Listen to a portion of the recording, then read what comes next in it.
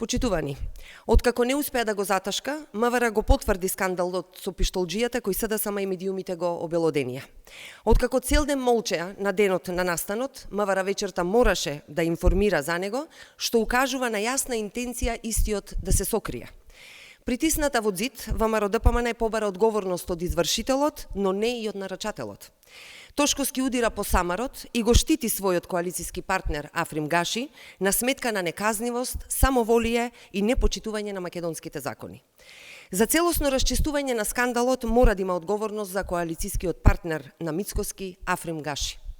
Според извештајот на МВР, стои дека пријавениот СС бил испратен на меѓународен аеродром Скопје од страна на председателот на Собранието и дека санкциите кон обезбедувачот и другите вработени во МВР, дел од обезбедувањето на Гаши, се поради извршување незаконска наредба. Со ова, почитувани, се потврдува одговорноста кај Гаши дури од страна на МВР. Прашуваме зошто ништо не е преземено досега. Дали Мицкоски ќе излезе јавно да побара од него одговорност? Дали МВР ќе покрене постапка? Или решија да го пуштат низ вода обезбедувачот на сметка да го заштитат нарачателот?